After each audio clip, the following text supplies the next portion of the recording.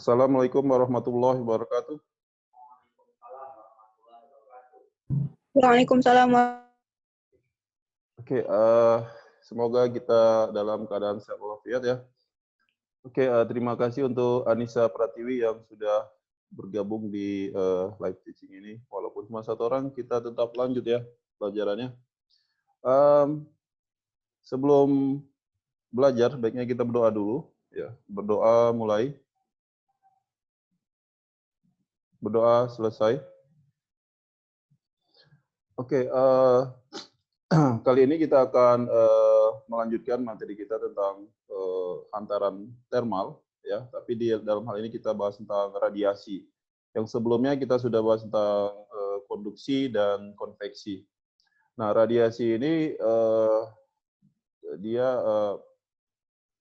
berbeda dengan yang sebelumnya. Kalau yang sebelumnya dia menggunakan medium ya, seperti konduksi itu medium padat biasanya, zat padat. Kemudian konveksi biasanya fluida atau zat yang mudah mengalir seperti gas ataupun cairan. Tapi kalau di radiasi ini dia tidak menggunakan medium perantara, dia berupa pancaran gelombang elektromagnetik. Nah, di sini Bapak akan share screen dulu ya untuk lebih jelasnya. Oke,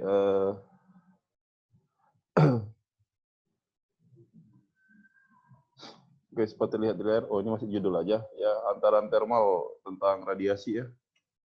Nah, diharapkan untuk setelah mempelajari ini, kamu bisa memahami dan menghitung laju perpindahan kalor secara radiasi, dalam hal ini radiasi. Kalau konduksi sama konveksi udah yang lalu, jadi hari ini kita bahas tentang radiasi. Nah, dalam kehidupan kita di dunia ini, sebenarnya peristiwa tentang radiasi ini terjadi setiap harinya ya, seperti kita lihat dalam hal fotosintesis ya. Nah, dalam hal ini ada sinar matahari yang itu sangat jauh ya dari bumi ya. Itu sampai ke bumi kita ya. Nah, jadi proses dari transfer energi panasnya itu menggunakan konsep radiasi.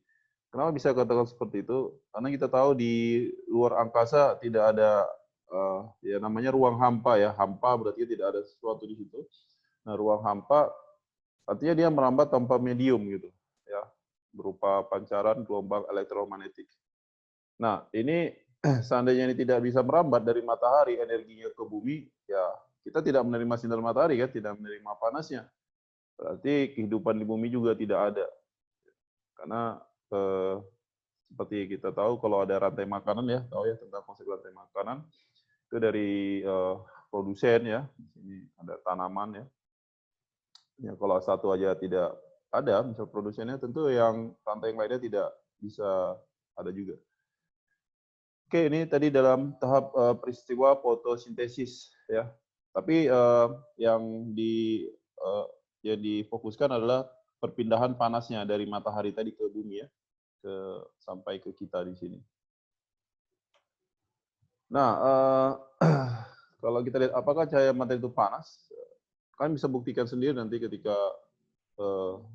terik ya, terik matahari, jangan ketika mendung atau malam ya. Jadi ketika ada sinar matahari, kalian berjemur misalnya, apalagi ini kan corona ini pandemi corona ini kan diharapkan kita berjemur ya, bisa gitu, jangan di dalam rumah terus ya. Ketika berjemur itu yang kita rasakan apa itu? Pasti panas ya. Dibandingkan ketika di dalam rumah, tentu suhu di luar itu ketika terik itu sangat panas. Makanya biasanya kalau yang mau pakai payung ya biar tidak terlalu panas ya, bisa kalau keluar rumah menggunakan payung.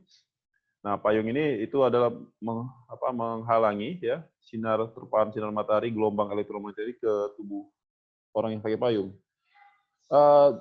Tapi tetap panas juga ya, karena kan pasti tetap terkena sinar juga sinar matahari. Ya, jadi bisa kita paham ya sinar matahari itu panas. Nah, kalau kita lihat api unggun, ini ya. Coba ini biar ada interaksi ya, ini karena kan beda sama video ya. Jadi saya harap Ada yang bisa, siapa nih? Anissa, coba nih. Anissa Pratiwi. Menurut kamu, ini ada api unggun ini kan sumber panasnya ya kan? Nah, orang yang di sekelilingnya ini, yang di sekitar api unggun ini kan merasakan panas dari apinya tadi kan, sampai ke kulit mereka ya. Nah, menurut kamu proses apa yang terjadi perpindahan panasnya? Radiasi, Sir. Oke, bagus ya, radiasi. Benar sekali. Atau ada lagi yang lain selain radiasi mungkin? Yang bisa menambahkan? Apakah hanya radiasi saja pada proses api unggun ini? Ada? Tidak? Setuju berarti cuma radiasi? Mungkin Prio atau Cindy ada yang mau tambahkan? Tidak? Oke, untuk mempersingkat waktu ini Bapak jelaskan ya sedikit. Tadi benar kata Anissa dia ada proses radiasi karena ini kan nampak cahaya kan. Jadi sini sekitarnya jadi lebih terang ya. Nah, itu ada gelombang elektromagnetiknya. Berarti memang benar ada secara radiasi dari sumber panasnya sampai ke sekitar lingkungan ini, ke kulit mereka yang berada di sini. Nah, tapi selain itu di sekitarnya ini ada udara bukan? Ada ya? Ada udara juga. Nah, jadi ada udara, kalau kalian perhatikan tentu ada macam angin di sini kan, dia nampak ini berkibar apinya gitu, berkobar. Itu kan kelihatan berarti dia ada proses konveksi di situ. Gasnya itu akan bergerak ya, gasnya itu berpindah gitu. Nah, jadi ada juga secara konveksi sebenarnya. Ya, selain tadi radiasi ada secara konveksi. Ya, kalau konduksi kebetulan tidak ada ya, karena mereka tidak ada menggunakan benda langsung ke sumber panasnya tadi. Di sini berarti ada konveksi dan radiasi ya pada proses api unggun ini. Nah, bagaimana pemanfaatan panas matahari tadi misalnya? Nah, kita tahu matahari ini panas ya. Nah, sebenarnya panas itu bentuk lain dari energi gitu, bentuk lain dari energi. Nah, sedangkan kita kan di kehidupan ini sangat butuh energi ya. Contohnya tadi energi tanaman udah pasti itu secara otomatis tanaman menggunakan matahari ataupun sinar matahari untuk proses fotosintesis mereka. Dan itu otomatis gitu memang udah memerlukannya. Tapi sebagai manusia kita tentu harus bisa memanfaatkannya ya. Nah, di sini kalau kalian perhatikan di gambar ini ada seperti parabola ya. Kalau kita di daerah sana mungkin ada parabola untuk menangkap sinyal siaran televisi gitu ya dulu ya. Mungkin sekarang udah jarang ya nonton televisi. Tapi ini bisa digunakan sebagai pemanas ya. Jadi pengumpul. Jadi kan sebenarnya parabola ini dia menerima sinar matahari tadi dan mengumpulkan di satu titik itu kuncinya. Jadi kalau kalian masih ingat pelajaran kelas 10 tentang optik ya, SMP juga udah pernah ya tentang optik. Seperti ada cermin cekung ya. Ya, ini cermin cekung yang digunakan. Dia mengumpulkan sinar matahari. Nah, ini bisa digunakan untuk kompor listrik. Kompor matahari. Kalau yang di sebelah kiri ini, yang gambar, ini sebenarnya untuk pembangkit listrik. Kalau yang di sebelah kanan, ini hanya untuk digunakan memanaskan air, memasak. Jadi kompor ya. Bisa air, bisa juga menggoreng. Minyak mungkin ditaruh di sini, bisa menggoreng. Jadi bisa digunakan untuk memasak sinar matahari tadi dengan menggunakan namanya kompor matahari. Ya. Jadi sistem kerjanya, jadi sinar matahari tadi memang harus terik ya. Kalau mendung ataupun malam ya nggak bisa digunakan karena sangat kecil energi yang sampai di bumi kecil ya. Gitu. Jadi kalau digunakan saat terik ya, jadi panas tadi ya, sinar-sinar tadi itu akan dikumpulkan ke titik ini, ya, ke titik fokusnya. Ya. Nah, di titik fokus inilah diletakkan sesuatu yang mau dimasak, karena ini suhunya sangat tinggi. Kalau kalian pernah main waktu SD itu, atau SMP pernah tahu loop ya, ada loop.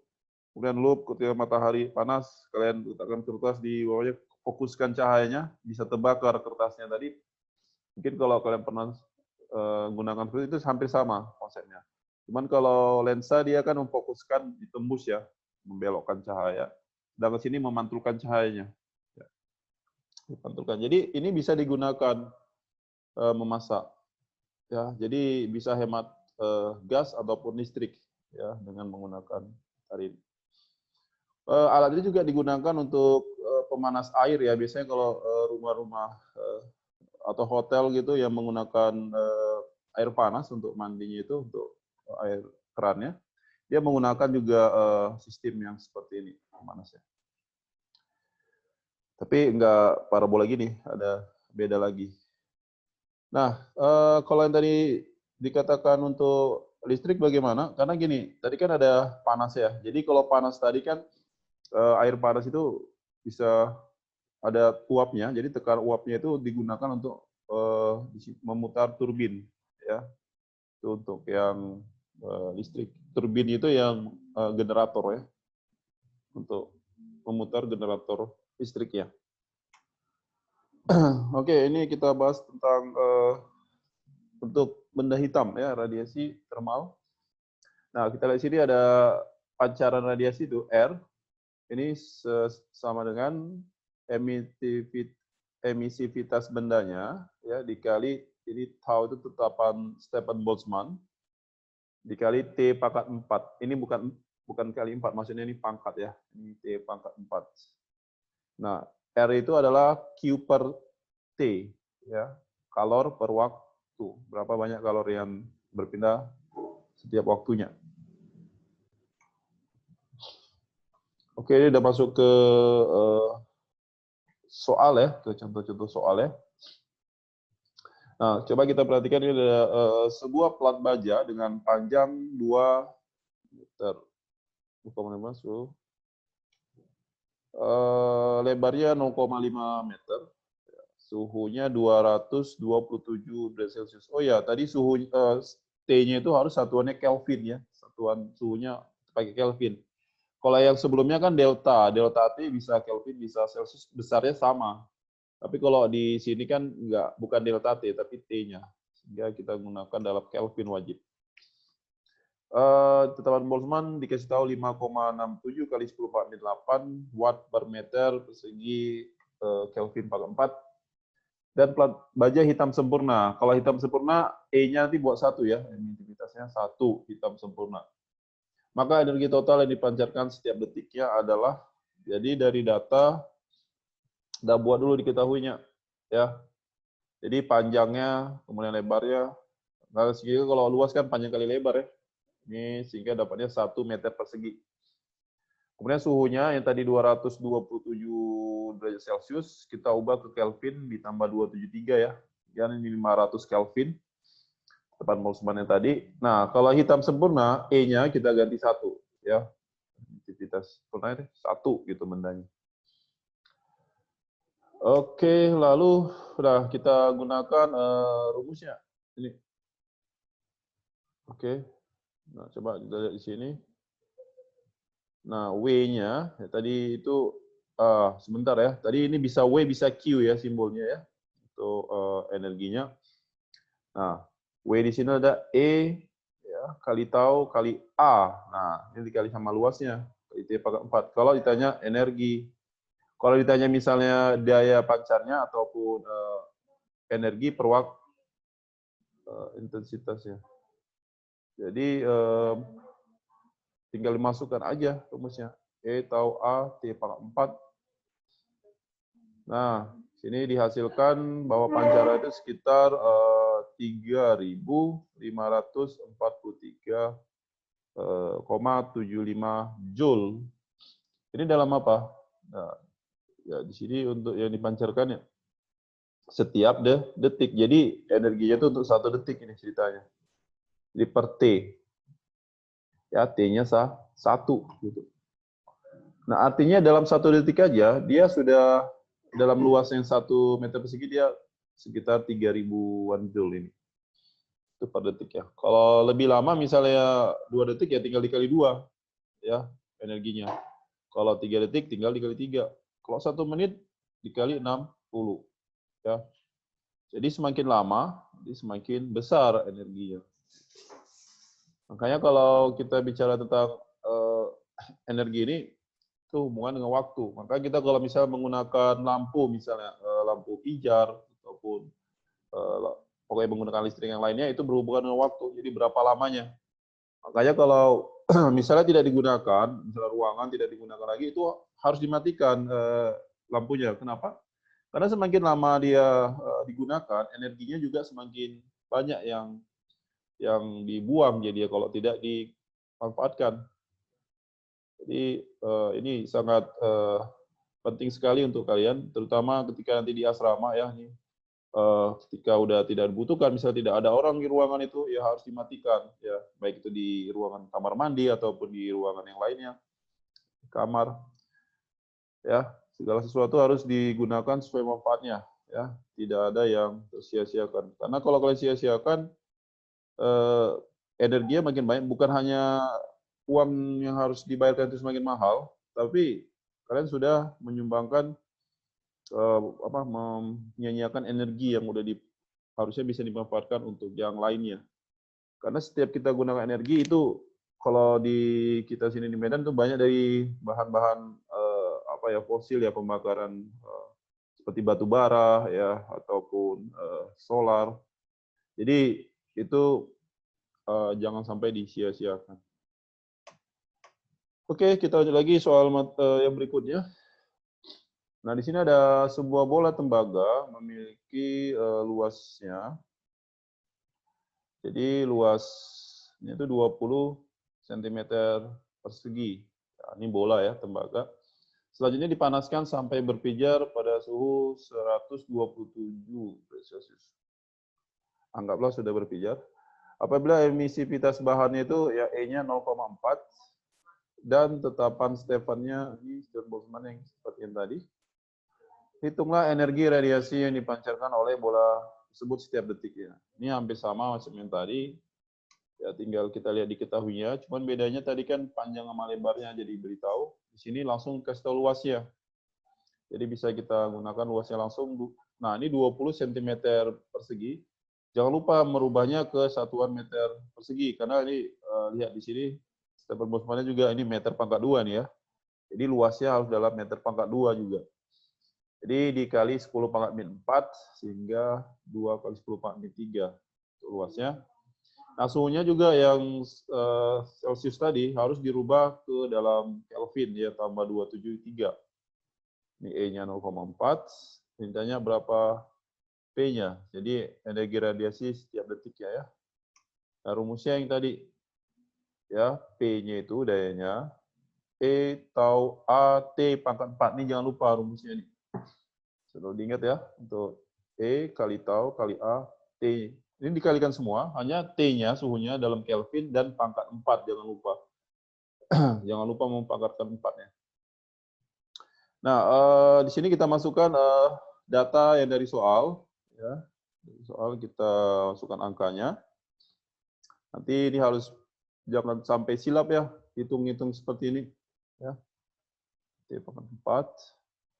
Nah, ini matematika kali nih, karena ada 10 pangkatnya juga, jangan lupa. Ya. Ini tentang eksponen ya, ini matematika kelas 10 ini.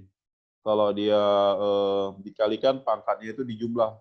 Ya. 10 pangkat min 8, 10 min 3, 10 pangkat 8. Nah, seperti itu.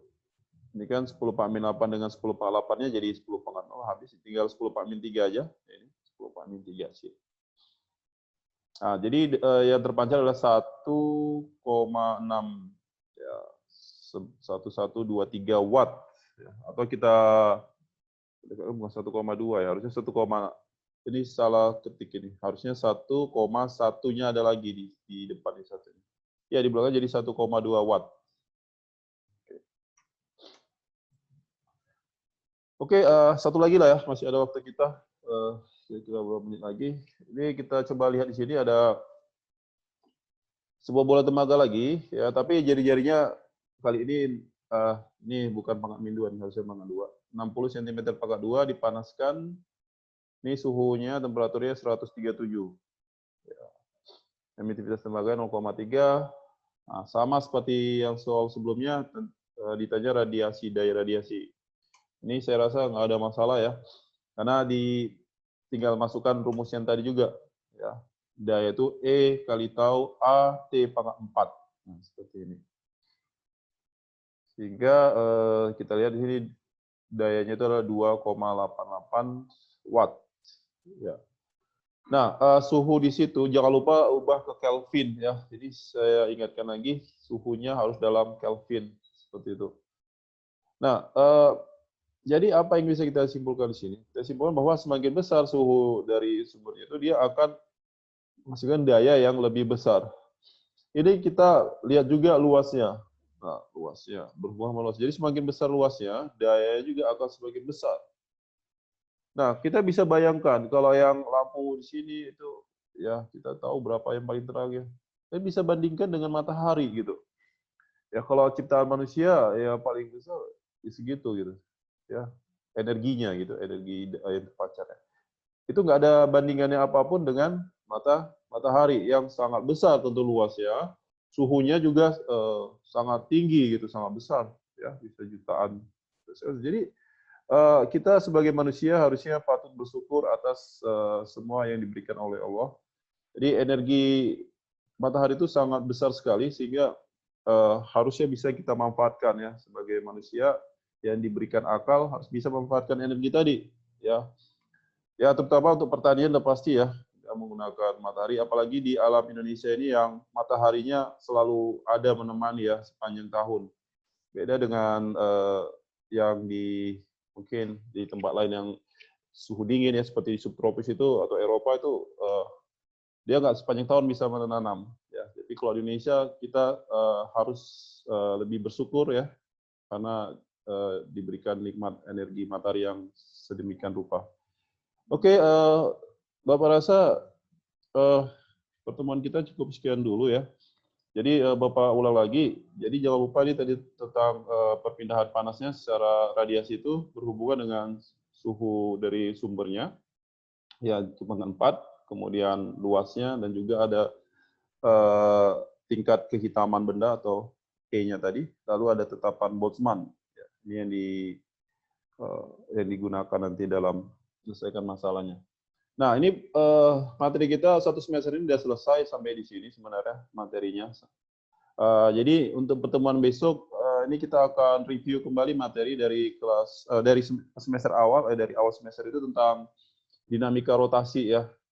Jadi hanya mereview saja. Jadi Bapak harap kalian mempersiapkan. Jadi maksudnya gini, mempersiapkan diri untuk besok itu mungkin ada yang mau ditanya selama ini yang kurang jelas atau kurang paham, itu bisa kalian tanyakan besok gitu.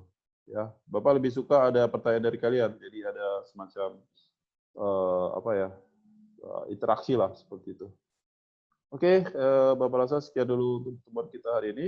Ya, Bapak akhiri dengan Assalamualaikum warahmatullahi wabarakatuh. Waalaikumsalam warahmatullahi wabarakatuh.